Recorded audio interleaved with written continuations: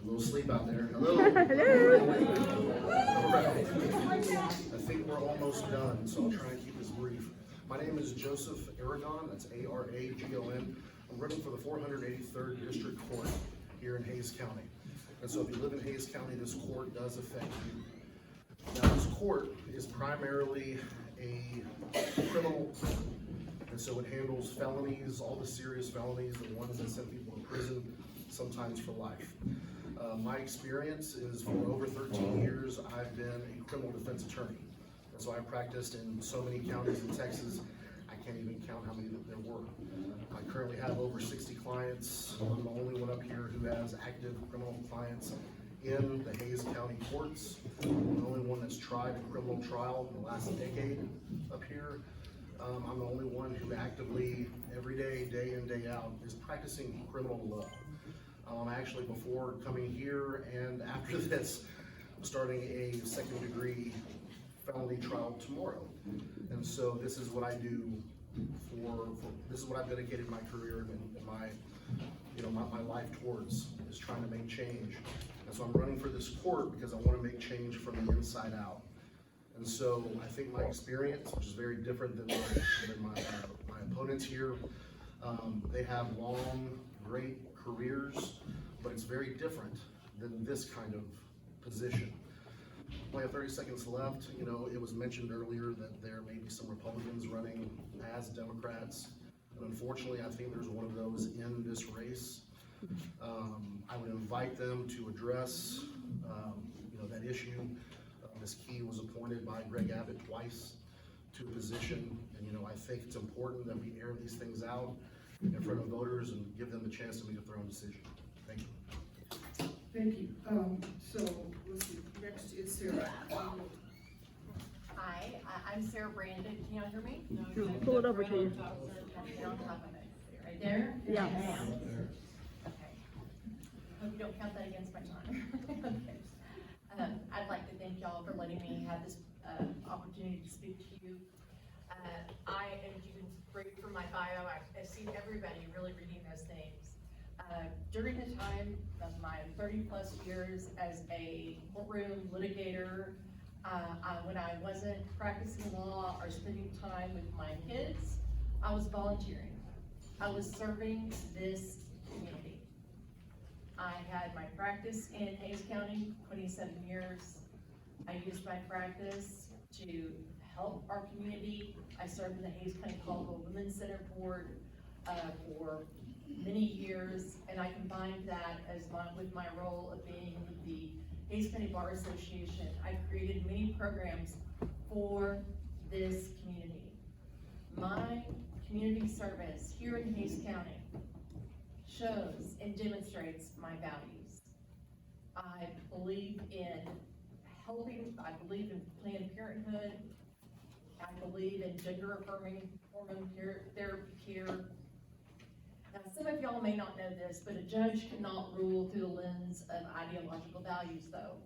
So I tell you all of my community service, ideological values have no place on the bench, but human values do.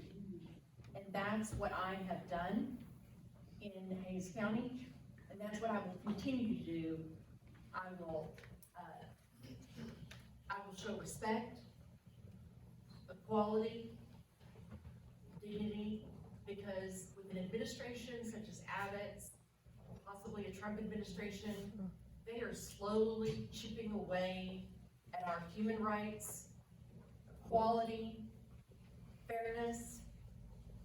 I am that strong-willed Democrat that can push back against that kind of administration. I already have. There was a judge here in Hays County that was using bullying tactics, and I reported it, and I became unpopular. Go back to that. We'll get back to it, because that was a great place to stop. Unpopular. You were unpopular. It made me very unpopular.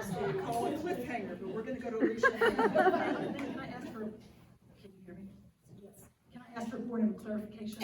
I'd like to do my 2-minute introduction, but I'd also like time to respond to Mr. Aragon's Well, allegation. that was gonna be one of my questions too. Okay, You're gonna get asked that. Okay, all right. Go ahead.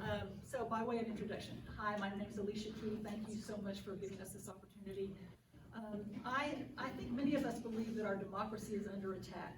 And I'm sure, I hope most of you believe that a fair and independent and competent court system is critical to protecting our democracy. We need to have equal access to justice. We need to make sure that all of our citizens have access to effective legal counsel.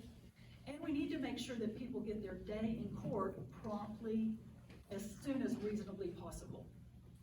I began, the courts in Hays County hear both criminal and civil cases. And with respect to the criminal cases, there is such a backlog that people are sitting in jail for months or years waiting to be tried on criminal charges because they can't afford to pay cash bond. Many of them have mental health issues, substance abuse issues, and so forth that need to be specially addressed. On the civil side, I hear many attorneys complaining that they can't get a hearing for months and months and months on their civil cases. Before I opened my current private practice, I was a career public servant. I've been a felony prosecutor, I taught criminal law and criminal procedure, I was an associate judge. And then I went to work for 2 state agencies, and ran 2 state large agency programs. I was the statewide director of the Child Support Division of the Office of the Attorney General for many years, handling 1 million cases and 2,600 employees. And by the way, there were 3 members of my exceptional team who happened to be here today that you may know and love: Linda Swedberg, Sue Hall, Carolyn Nesbitt. I also worked as the administrative director of the State Office of Court Administration, which is an agency that provides technical assistance to the courts at all levels of the state and provides resources for courts to be more efficient, helps counties develop specialty courts, drug courts, mental health courts, and improve their public defender programs. I know that, sorry. Okay, so Okay, sorry. I've got a couple questions here, and then we'll open it up. And that's my first question. I'll give it to you, Alicia, mentioned. My question was, you were a deputy AG for Greg Abbott for 10 years. How do you jive that with running as a Democrat? Good question. First of all, that question has come up, and let me just say my political contributions, my charitable contributions through the years demonstrate that I'm a Democrat. I financially supported Joe Biden, Beto, MJ Hager. All my charitable contributions have been to Planned Parenthood, Out Youth, National Association of Mental Illness. That's what my values are. I went to work in the Attorney General's office when Dan Morales was the Attorney General, a Democrat. I left and went to the Office of Court Administration. I came back to the Attorney General's office. It wasn't a political job. I was asked to come back and run the division because of my experience and expertise. I never had a political conversation with Greg Abbott or any of the other attorneys general that I worked for. If you're going to be a public servant or a state employee in the state of Texas, you're going to work for a Republican. That's all there is as head of state employees. But I served as a public servant for many years to help the families and children in Texas. With respect to Mr. Aragon's allegation about my appointment, I'm happy to talk about that because it's one of the things I'm most proud of in my life. And I wrote about it in the answers, my service with the State Employee Charitable Campaign Policy Committee. For those of you who are not state employees, the legislature created a program where state employees can donate to charities through payroll contribution. When I was a leader in state government, I worked tirelessly to support that campaign. I encouraged all my employees to participate with charitable giving as a state employee through payroll deduction. I worked for that cause. After I retired, I got a call from someone saying, would you be willing to serve on the oversight body of the State Employee Charitable Campaign? I worked for 6 or 7 years on that committee, hundreds and hundreds of volunteer hours without pay, no notoriety, and by the way, after I had already agreed to serve, I learned that it was a governor's appointment. I didn't know that the governor actually appoints the members of that committee. Anyway, I worked for years and years, endless hours, to promote that charitable campaign, to fight for inclusion in that program of charities representing marginal committees. During the last year on that my service, we got into a bit of a fight because I was the chair. I was elected by my policy, the members of the committee, as chair of the committee. We got into a bit of one of the jobs that we did that took hours and hours was to review all the applications of charities to participate in that program. We had to review to make sure they had all their paperwork right, their tax, their audits, everything, but also just the nature of the charity. We got into a big ruckus on that committee because one of the members wanted to cut out youth, which is a committee a charity that supports transgender LGBTQ youth. We got into a fight about that, and his reason was because the Attorney General had issued a letter, an opinion letter saying providing care to transgender children was child abuse. As the chair of that committee, I fought for excluding out youth. The committee voted to deny their participation. We went through an appeals process, and finally I prevailed on my other committee members to include out youth as one of the charities that state employees could choose from to give to for payroll deduction. The next month, I was informed by the governor's office that I was removed from that committee. It's well-known public information. I'm very proud of that. That's all I have to say. And I wanted to give, Joseph a chance to respond because she was responding to your point. And then I also wanted to, the last thing, I wanted Sarah to finish her thought. Thank you. You know, if anyone's curious about those appointments, I have a couple copies of those articles up here. It's the first thing that comes up when you Google Ms. Key's name with Greg Abbott. You know, I'm a simple attorney that practices in the courts. I'm not a politician. And so that was a long answer, and we can all decide how much of that we believe or not believe. I don't think Mr. Abbott's in the habit of appointing very many Democrats repeatedly to statewide positions. And so again, I would encourage everyone to do their own research and look online. All of that's out there with an easy Google search. And I would encourage everyone to do their own research and believe what they see with their own eyes. Thank you, Sarah. I'm not gonna talk about You don't have to. I want you to finish your thought Oh, okay, because you left us on the cliff. okay, all right, left in a clip. Well, I was unpopular. Negative response. Honey? It was negative response. It was a negative response. Oh, to my, okay. Oh, that I was unpopular. Okay, I'm sorry, that was a lot. So I reported a judge that many people were complaining about, and it is someone that it's a Republican judge. There are about 25 to 40 people defending this judge, and worried about if I get elected, that I would dismiss this judge. So a little bit about that story. It was a Republican appointed judge. It was an associate judge, and he was bullying women, other people in the courtroom, pontificating, not signing orders. And I gather there's a group of women that came to me through various means that they'd heard that through their commissioner that I was a good, strong lawyer and that I could fight back against this judge on their case.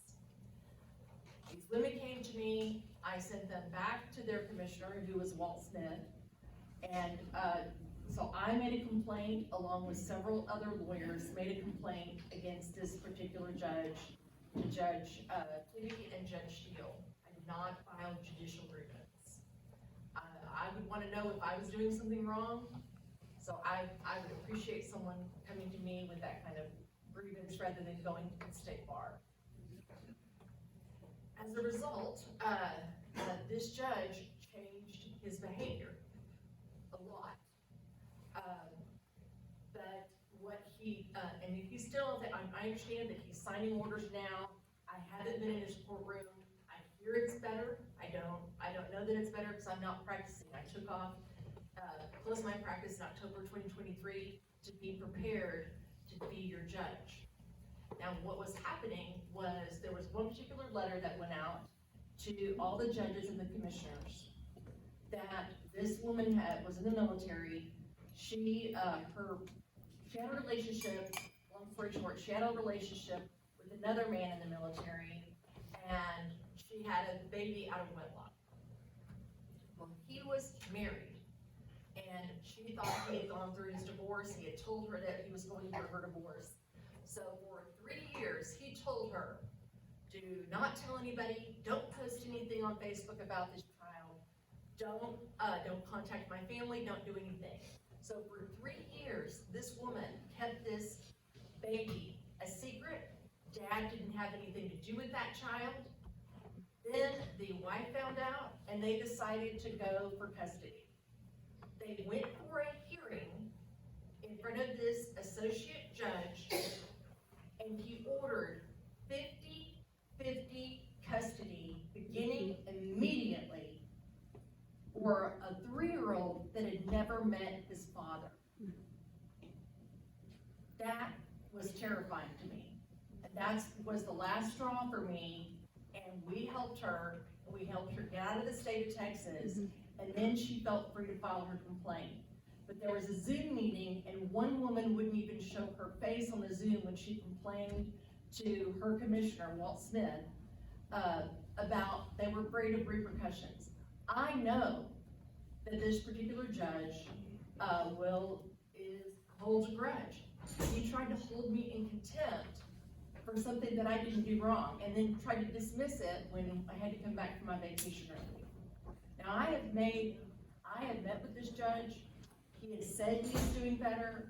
I told him that as long as he does his job and I'm his boss, I have no intention of firing him.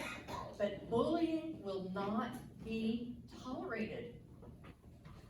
Women should not be shamed because they have a child out of wedlock. And yes, so I am unpopular around 40 judges right now, and I believe that is why I have one of my opponents that was recruited by, I think it's Judge Blickler and some other Republicans to run, because they're trying, one of the reasons why they're doing that is because they want to protect this judge. Okay, she opened a can of worms. We really do need to call this short because we've got some other, I don't know if we have a full panel, but we do have some individuals we want to introduce you to, but, it looks like you need to respond. I was just gonna say, she's made this allegation before that I was recruited to run by somebody, which is absolutely false. There's no evidence of that whatsoever. I too do not condone the behavior of that particular judge, and I would take the appropriate action. And to imply that he recruited me or some attorneys recruited me because I would protect that particular judge I won't name, there's no basis for it. It's absolutely false. And you know, I didn't have to ask any questions. Because their stuff just percolates out, hypotheticals, everything. Thank you all. Thank you.